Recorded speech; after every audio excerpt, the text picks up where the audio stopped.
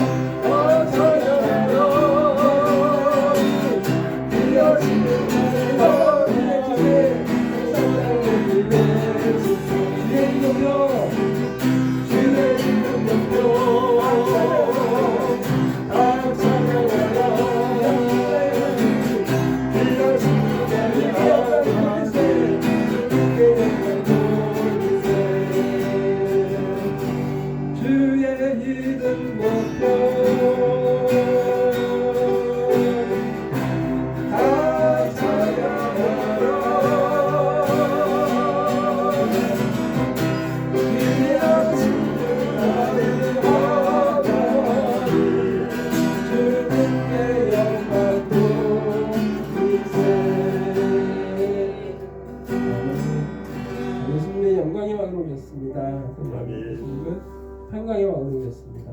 그분은 경의의 아들이십니다. 우리 당신은 영광의 왕이 차이를 받았습니다. 당신은 영광의 왕. 당신은 영광의 왕.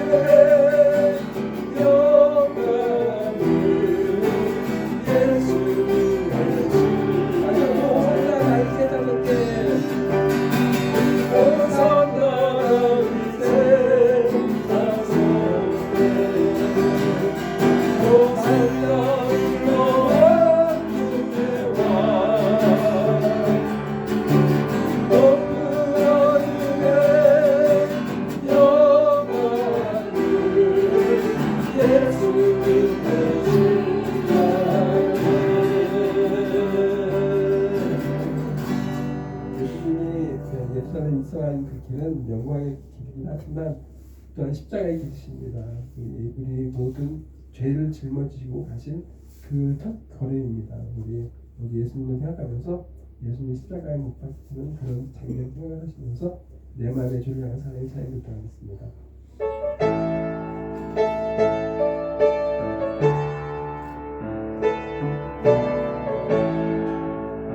내 마음의 주를 향한 사랑의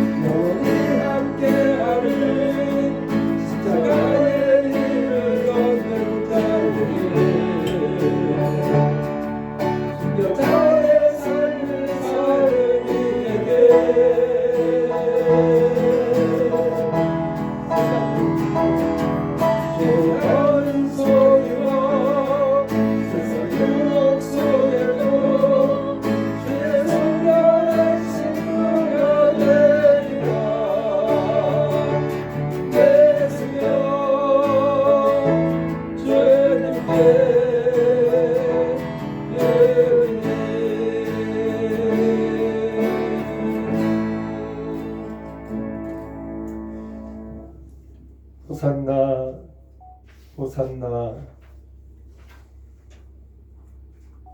구원하소서.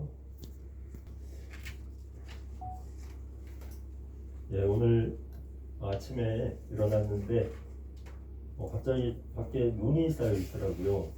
차에 막 눈이 이렇게 쌓여 있고, 그래서 깜짝 놀라서 봤더니 기온이 이제 한 3도까지 내려왔는데, 하늘은 아마 더 추웠는지 눈이 이렇게 한 1cm 정도가 차에 막 이렇게 덮여 있는 거예요. 그래서 했는데 하여튼 요즘 기후가 많이 변화하고 빙하가 이제 많이 녹아가지고 오히려 이렇게 전체 그 지구의 온도는 올라가는데 제트기류의 이제 변화가 제트기류의 그 범위가 이제 넓어져가지고 이렇게 이제 따뜻해야 될 날씨와 그 제트기류가 이렇게 오락내리락하는 그 범위가 넓어지면서 이런 이제 기후의 변화가 있다고 합니다.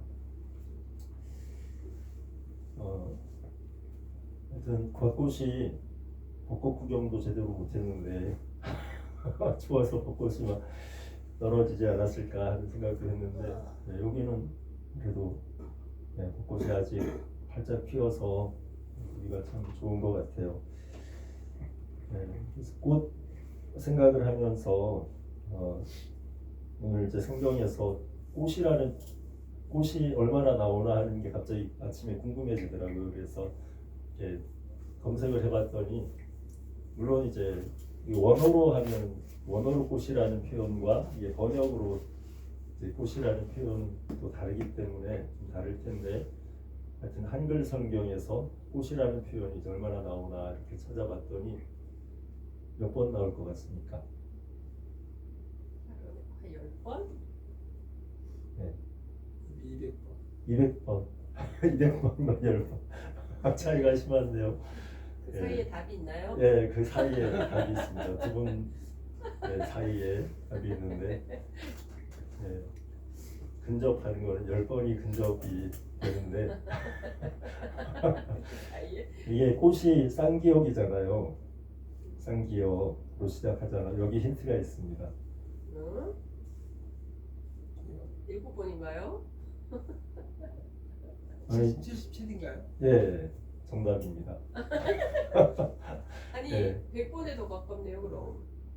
200번이라고. 200번 맞았어요.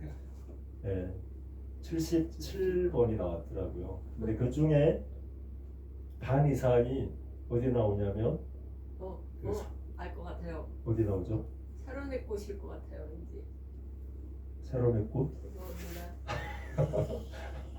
샤론의 꽃이라는 표현은 안 나오는데, 안 나와요? 예, 마태복음 6장에도 이제 꽃에 대한 이제 표현이 나오고, 그래서 근데 많이 나오는 곳이 성막이더라고요. 성막.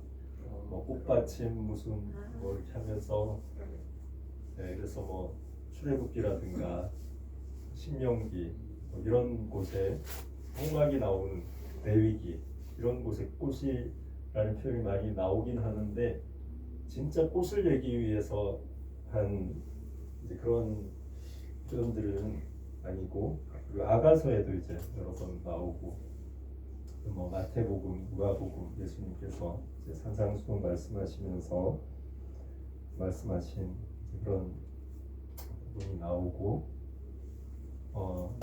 그리고 이제 푸른 마르고 꽃이 시든다는 그런 예언서에서 하신 말씀이 나오고, 또 그 말씀을 신약에서 인용한 말씀들이 여러 번 반복해서 이제 나오는 그런 이제 내용들을 봤는데, 종료주의를 맞이하면서 이 벚꽃을 보면서 얼마 전에 이제 일하는 가운데 이제 벚꽃 얘기를 사람들하고 하는데, 어떤 분이 벚꽃은 그 활짝 핀 때보다 이렇게 지는 기간이 더 길어서 보기가 별로 안 좋은 것 같다고 이제 그런 얘기를 하시는 걸 이제 들었는데, 그런데 참 꽃이 피는 것도 중요하지만 지는 것도 참 중요하다는 이제 그런 생각이 들더라고요. 꽃이 잠시 피었다 지는데, 근데 그 꽃이 피었다 지지 않으면 그 자리에 뭐가 안 생기잖아요, 그죠? 열매가 생기기 위해서는 뭐 감나무도 마찬가지고 모든 나무가 꽃이 피었다 지지 않으면 열매가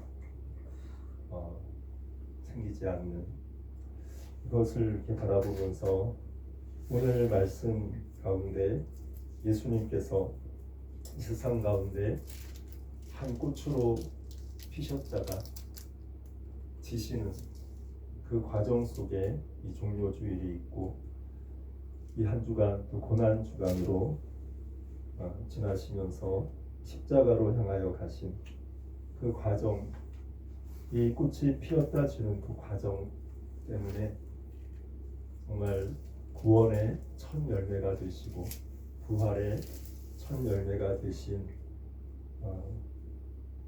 그 의미를 다시 한번 이렇게 생각하게 되었습니다. 그래서 오늘 말씀 종료주일을 보내면서 종료주일 하면 우리가 오늘 찬양했듯이 호산나라는 이 표현이 가장 먼저 이렇게 떠오르고, 예수님께서 예루살렘에 입성하시는 그 장면, 많은 사람들이 예수님이 오늘 스가랴 말씀에도 나오듯이 나귀를 타시고 나귀 새끼를 타시고 겸손해서 백마를 타고 입성하신 것이 아니라 나귀를 타고 입성하셨다, 이런 표현이 나옵니다. 그런데 나귀를 타신 것이 겸손하다고 표현하는 의미도 우리가 구약을 통해서 이렇게 생각하게 되지만, 신약에서는 예수님의 겸손을 말씀하시면서 너희 안에 이 마음을 품으라 하시면서 사도 바울이 빌립보서 2장에서 예수님의 겸손한 그 마음을 품으라고 말씀하시면서 예수님이 함께 했던 것, 그것이 나귀라고 예수님의 겸손을 표현하는 것이 아니라 십자가를 이야기하면서 예수님의 겸손을 말씀하십니다. 십자가의 죽으심이라 너희 안에 이 마음을 품으라. 곧 그리스도 예수의 마음입니다. 그는 근본 본래 하나님의 본체신데 자기를 비우고 종의 형체가 되어서 이 땅에 오셨고 사람의 모양으로 나타나셔서 죽기까지 복종하셨으니 곧 십자가에 죽으심이라. 십자가까지 죽으심, 그 자리까지 가신 것을 예수님의 겸손으로 이렇게 고백하고 있습니다. 사도 바울이. 이러므로 하나님이 그를 지극히 높여 모든 이름 위에 뛰어난 이름을 주사 하늘에 있는 자들과 땅에 있는 자들과 땅 아래에 있는 자들로 모든 무릎을 예수님의 이름에 꿇게 하시고 모든 입으로 예수 그리스도를 주님이라고 시인하여서 하나님께 영광을 돌리게 하셨다고 그렇게 증거하고 있습니다. 예수님의 겸손, 하나님 아버지의 이 세상을 사랑하셔서 구원하고자 하시는 그 뜻을 받들어서 이 세상에 오셔서 십자가를 지시고 양손에 대못이 박히시고 양발에도 대못이 박히시고 머리에 가시관이 찔리시고 허리에 창으로 찔리시고 십자가에 높이 매달리셔서 그 고난을 고통을 겪으시고 모든 물과 피가 온몸에서 다 쏟아지신 후에 다 이루었다 하시면서 십자가에서 죽으신 그 예수님의 고난이 바로 구원의 하나님께서 정하신 구원의 방법이었습니다. 그래서 우리가 호산나라고 오늘 본문에서도 찬양에서도 힘차게 외치는 것이 그 호산나라는 표현은 구원하소서라는 표현입니다. 구원해 주시옵소서. 그게 호산나입니다. 예수라는 표현도 호세아라는 이름도 여호수아라는 이름도 모두가 다 구원이라는 뜻을 가진 야슈아라는 그 동사에서 이렇게 파생된 단어들입니다. 구원, 예수라는 이름 자체가 구원이라는 예수, 야슈아, 예수와 호세아, 여호수아 하나님의 구원을 증거하시기 위해서 수많은 사람들을 선지자들을 이 세상에 보내셨고 마침내 예수님이 이 땅에 오셔서 온 세상의 죄와 사망의 권세에 사로잡힌 우리 영혼들을 구원하시기 위해서 예수님이 오셨는데 그 예수님의 구원의 방법, 하나님께서 택하신 정하신 그 구원의 방법은 바로 겸손이고 십자가 고난이라는 그 사실을 그 종료주의를 맞이하면서 우리는 기억해야 할 줄 믿습니다. 그래서 우리가 지난주까지 마태복음 12장 말씀을 보고 종료주일이라서 21장 말씀으로 이렇게 뛰어넘어왔는데 그 사이에 예수님께서 자신에 대한 예언을 하신 말씀들이 3번 나옵니다. 12장 이후에 이게 어디에 나오냐면 마태복음 16장과 17장 그리고 20장에 3번 반복해서 예수님께서 친히 자신에 대해서 내가 앞으로 이렇게 될 것이야 라고 예언하신 말씀이 3번 나오는데 그 말씀 가운데 처음 나오는 16장 말씀이 주보 왼쪽에 빨간 글씨로 기록이 되어 있습니다. 같이 한번 읽어보겠습니다. 예수님이 자신에 대해서 어떤 예언을 하셨는지 시작. 이때로부터 예수 그리스도께서 자기가 예루살렘에 올라가 장로들과 대제사장들과 서기관들에게 많은 고난을 받고 죽임을 당하고 제3일에 살아나야 할 것을 제자들에게 비로소 나타내시니 예수님께서 자신에 대해서 예언하신 말씀에 가장 강조하시고 반복해서 말씀하신 그 내용이 바로 마태복음 16장, 17장, 20장에 나오는데 거의 비슷하게 말씀하십니다. 자기가 예루살렘에 올라갈 것이다. 또 장로들과 대제사장들과 서기관들에게 당시에 기득권자들에게, 권력을 가진 자들에게 많은 고난을 받게 될 것이다. 예루살렘에 올라가서, 우리로 말하면 서울에 올라가서 내가 권세자들에게 많은 고난을 받을 것이고 죽임을 당할 것이고 그리고 부활할 것이다.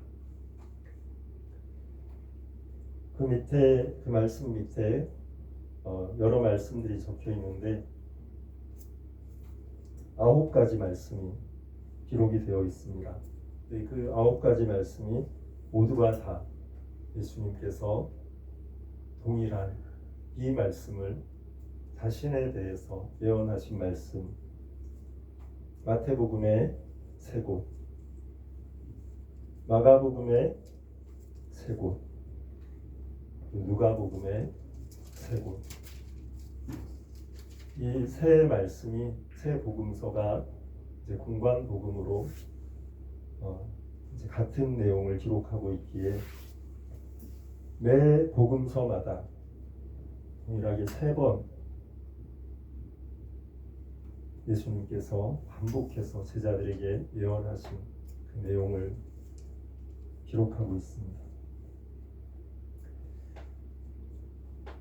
이 말씀이 중요하기 때문에 우리가 한번 9 말씀을 다 찾아보기는 어려울 것 같고 마가복음에 있는 말씀만 2구절 더 찾아보겠습니다.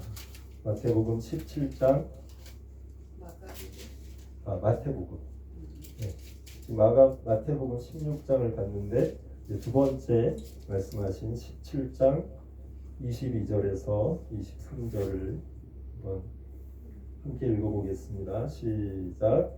갈릴리에 모일 때에 예수께서 제자들에게 이르시되 인자가 장차 사람들의 손에 넘겨져 죽임을 당하고 제3일에 살아나리라 하시니 제자들이 매우 근심하더라. 예수님께서 두 번째로 16장에서 말씀하셨는데 또 17장에서 갈릴리에 모일 때 예수께서 제자들한테 인자가 내가 장차 사람들의 손에 넘겨질 것이다. 잡혀갈 거라는 거죠. 체포될 거라는 거죠. 그래서 죽임을 당할 것이다. 그리고 제3일에 살아날 것이다. 하니까 제자들이 어떻습니까? 매우 근심할 수밖에 없었죠. 20장도 한번 보겠습니다. 20장 18절 19절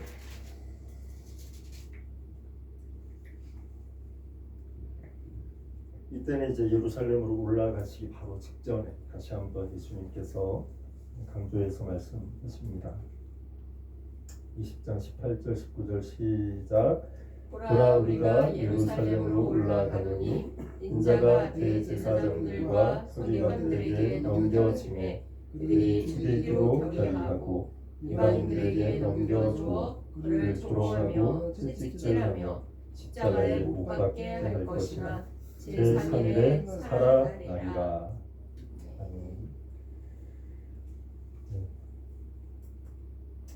예루살렘으로 올라가려 하실 때 12제자를 따로 데리고 길에서 말씀하셨는데 우리가 예루살렘으로 가는데 인자가 내가 대제사장들과 서기관들에게 넘겨질 것이고 그들이 나를 죽이기로 결의를 할 것이고 이방인들에게 넘겨줄 것이고 그를 조롱하며 채찍질하며 십자가에 못 박게 할 것이다. 근데 그 후에 제3일에 살아날 것이다. 이렇게 예수님께서 세 번이 기록됐다는 것은 딱 3번을 말씀하셨을 것이다 라고 생각하기보다는 그만큼 예수님께서 강조해서 제자들에게 여러 번 말씀하셨다는 것을 의미한다고 보는 게 좋을 것 같습니다. 그리고 나서 이제 예루살렘에 들어가시는 날이 바로 오늘 종려주일입니다. 그때 예수님께서 나귀 새끼가 어디 있을 것인데 풀어서 데리고 오라고. 여기 축사에 소가 있는데 소의 주인이 있잖아요, 그죠? 그처럼 이제 뭐 나귀도 주인이 있으니까 그 주인이 너희들이 가서 이제 그걸 끌어오려고 할 때 주인이 왜 나귀를 끌어가려고 하냐 그러면은 주께서 쓰시겠다라고 얘기하면은 보낼 것이다. 네, 그래서 데리고 와서 예루살렘의 입구에서부터 그 나귀를 타시고 사람들이 자기들의 옷을 다 벗어가지고 길에 깔아서 이제 레드 카펫을 만드는 거죠. 그리고 저희 산에 가서 종려나무 가지를 잘라와가지고 이제 환호하면서 흔드는 그런 장면을 연출합니다. 그리고 호산나 다윗의 자손이요. 그래서 다윗의 자손이라는 것은 우리를 구원하러 오실 그리스도 메시아가 오실 것인데 그분은 다윗의 자손이라고 선지자들이 예언을 했기 때문에 그 그리스도가 오신다고 외치는 그 의미가 바로 호산나 다윗의 자손이요 찬송하리로다 주의 이름으로 오신 이여 하면서 우리를 구원하소서 이렇게 외쳤던 것이죠. 오늘 우리도 다 옷을 벗어서 홍동에 들어오는 그 대로에 다 깔고 산에 가서 나뭇가지를 다 잘라서 들고 나가서 외쳤으면 좋겠죠. 호산나 이스라엘 이름으로 하면서 그런 장면을 한번 상상해 봅니다.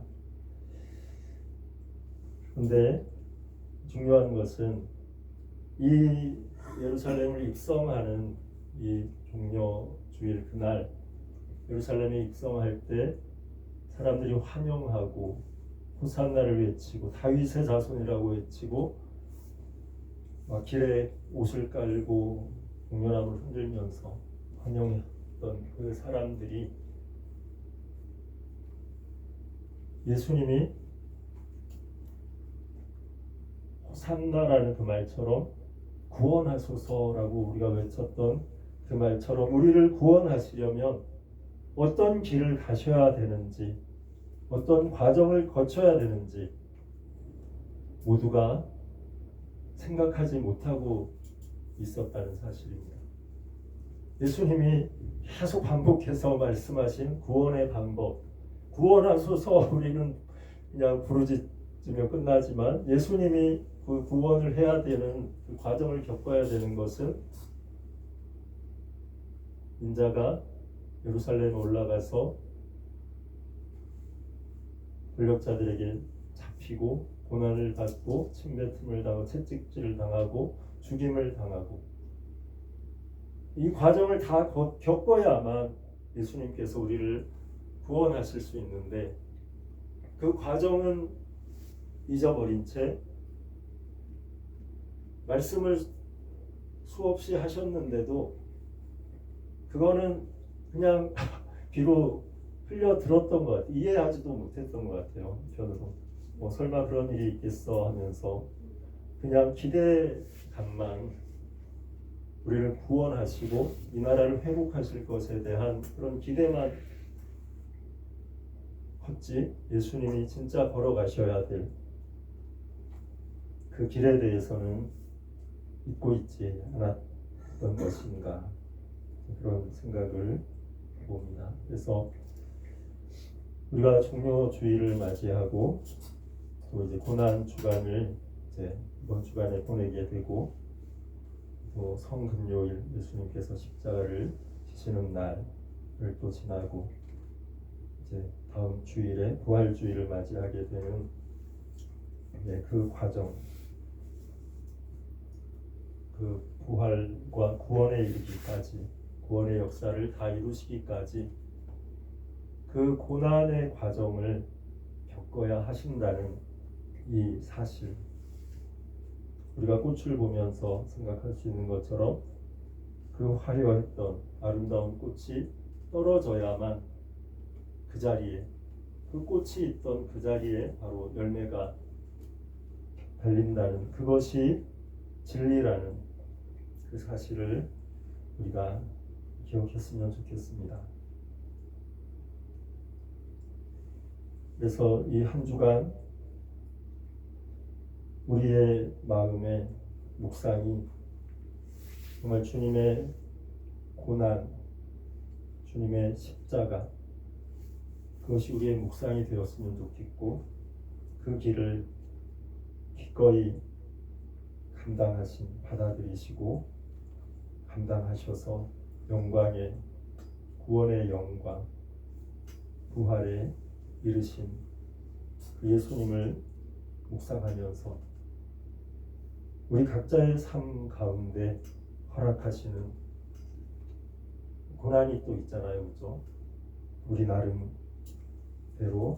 각자 겪어야 하는 인생의 길에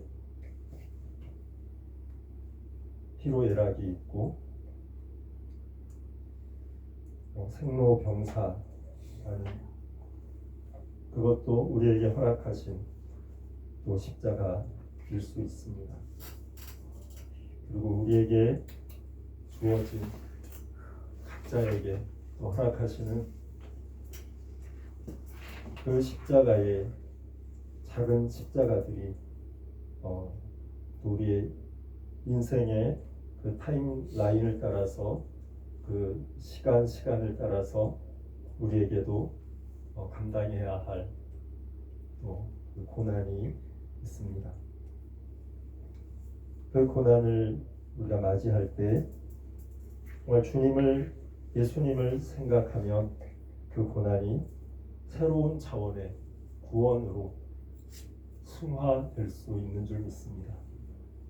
고난은 그냥 우리에게 고통으로 끝나는 것이 아니라 그 고난을 통해서 하나님께서 예비하시는 영광이 있다는, 그것이 진리임을, 꽃이 떨어지면, 꽃은 떨어져야만 그 자리에 열매가 맺는 것처럼 우리가